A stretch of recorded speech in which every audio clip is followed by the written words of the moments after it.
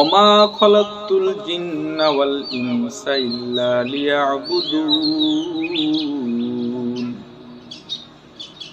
আল্লাহ রাব্বুল আলামিন বলেন, আমি মানুষ এবং জিনকে, ইনসানকে সৃষ্টি করেছি একমাত্র আমি আল্লাহ তাআলার ইবাদত বন্দেগী করার জন্য।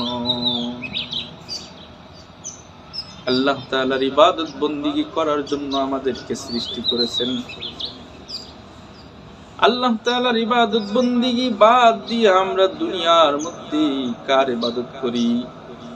আল্লাহ তো ইবাদত করতে চাই না, মানুষের ফলাকের ইবাদত করতে চাই, খালেকের ইবাদত করতে চাই না।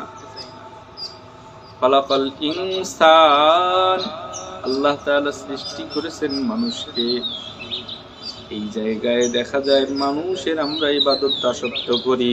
যদি আমার বাবায় যদি টাকা না দিত তাহলে আমি খাইতে পারতাম না।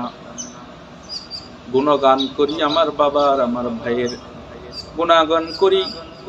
আমার টাকা যদি আজকে ওই চাকরি থেকে টাকা না পেতাম তাহলে চলতে পারতাম না।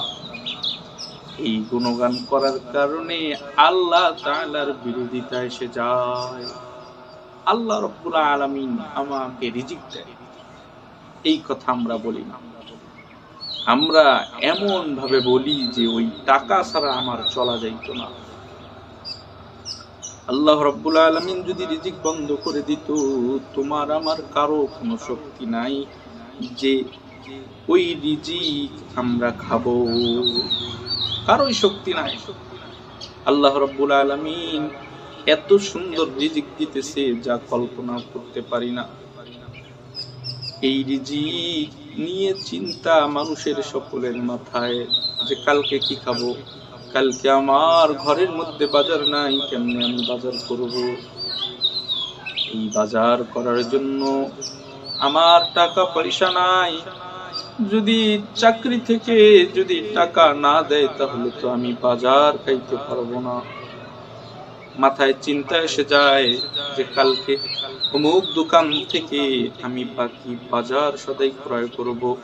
মাস শেষ হওয়ার সঙ্গে সঙ্গে আমি ওই দোকানদারকে টাকা দিব।